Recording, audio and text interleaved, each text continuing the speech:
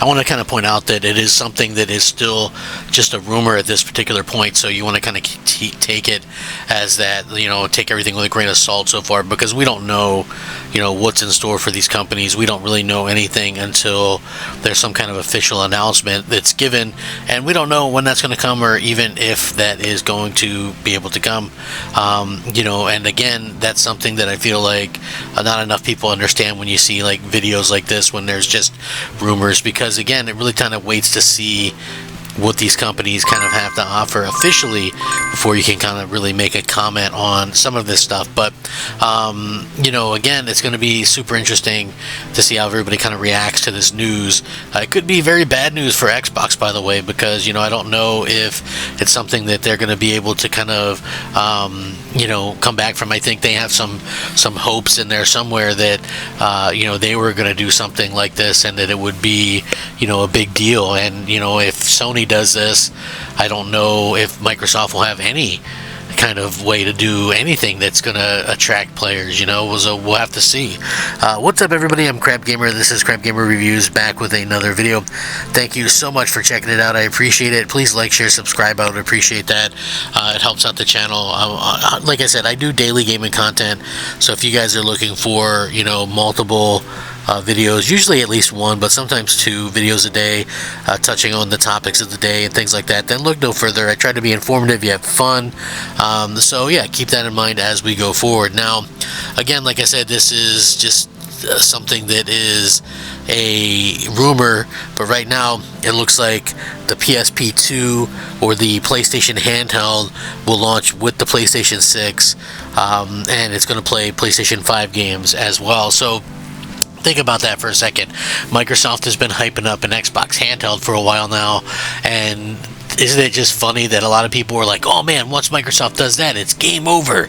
And then it looks like PlayStation is very much in line to do the exact same thing. The only thing is the PlayStation brand is much stronger than the Xbox brand, so that could be a very, very big problem for Microsoft going forward, because they're trying to do the same thing. But the difference will be is that PlayStation has exclusive games and and a stronger brand, and Microsoft doesn't have that, since they put their stuff on PlayStation themselves. So for this article, they're calling it a PSP 2, but I don't know if it'll be called that or not. Maybe, I don't know, but it's rumored to be launching alongside the PlayStation 6 and will reportedly be capable of playing PS5 games, although at a lower resolution. The release is years away, as current technology can't deliver PS5 quality visuals in a handheld with a good price. Previous rumors suggest the PSP 2 would play PS4 quality games, which that's pretty good quality to me anyway. And supposedly the Switch 2 is PS4 Pro quality. PSP 2 is expected to cost more than the $450 Nintendo Switch 2, given its advanced specs. It's been a while since we had some solid news about this, but here we go. As opposed to this, a leaker named Kepler L2, one of the first to mention that Sony was developing in handheld, said the device will be powerful enough to run PS5 games, just not at the same resolution, mainly due to lower memory bandwidth. It means we'll have to wait a little bit longer than we thought for Sony's next handheld to be released, but it seems like it'll be much more powerful device as a result. Previous rumors suggested that the console would play PS4 quality games, just like the Nintendo Switch 2, but again, it would have to be able to play above that, in my opinion.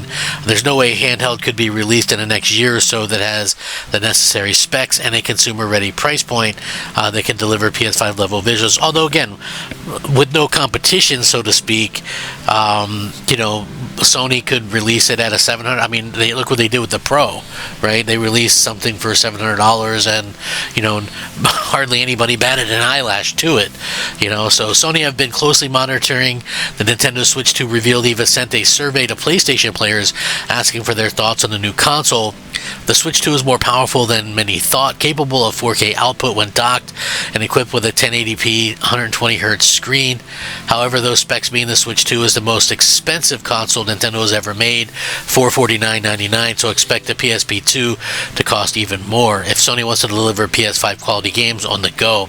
Although I will point this out, Nintendo doesn't take losses on their hardware. Sony might be willing to take somewhat of a loss on their hardware because they've done that in the past. So we'd have to see how that kind of goes. The ever-changing economic conditions are another reason why any upcoming PlayStation handheld could be expensive, as Sony announced a second PS5 price increase for Europe, the UK, Australia, and New Zealand, though gamers in the US were not affected. So again, very interesting kind of topics to kind of hit on there, that Sony themselves are out there asking, for a situation like, hey, are you interested in the Switch 2? Are you interested in handhelds? Like, handhelds for some reason are all the rage, and it's just so funny to me, because if you add up every handheld that's not a Switch that that has sold or whatever, it's not even 10 million sold, right? And you look at the Vita, which sold supposedly 15 million units. It's weird to me, because that's considered a colossal failure, right? So there's a very small window for these like type of handhelds, but it's like so many people are clamoring for these spots, and it's just a little bit weird to me. But again, the big problem here for Microsoft is their big key selling feature was, hey, we're going to have this handheld that's going to kind of take the place of the Series S.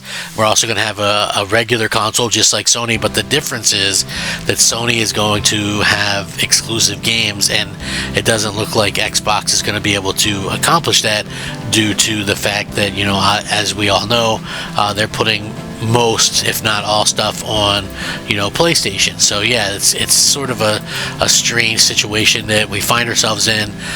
Microsoft themselves in sort of a weird situation, because again, when you look at how this kind of stuff kind of happens, it's strange to see how gamers are kind of a little bit taken aback by some of this stuff, So for me anyway, when I look at this stuff and I say, okay, well, what's going on here? What's kind of happening with, the industry and how things are kind of changing and things like that. It is sort of a weird situation, and I do feel like Microsoft has their own kind of, thing going on right now, and even though they have their own kind of things going on, it's like they still have people kind of defending them and things like that. I think the fact is that people think that Microsoft actually has sort of some kind of a chance in the future, and I'm not saying they don't have any chance. I'm just saying that I don't think they have like a huge chance unless you have some kind of exclusive game or whatever, or you have to have something there that's going to really push people into your platform, and I don't see them having that right now. I mean, some people would probably say to me, oh, well, what about Game Pass? And the thing that I would say is Game Pass has been around for like 8 years, and we see that it has cooled off incredibly a lot. I mean, almost boring to a point, you know what I mean? Like, I think that it is a good deal for sure. Let me say that up front. I think that Game Pass is an incredibly good deal. But I also think that it's a situation where we're kind of in this world where, we have Game Pass, and it just hasn't been that big deal that I think a lot of people kind of thought that it would be, and so that's sort of the thing that we're at right now. It's like, is this thing going to grow at all? Is it going to be able to, do anything that's going to attract more players? It's like, again, I'm not sure if that's going to be the case, or if that's something that could even ever happen again. But I can tell you right now that I don't think that Xbox can ever do anything that is going to attract people if they're not going to stand out from the crowd with software. They have to be able to have the software that people really, really want.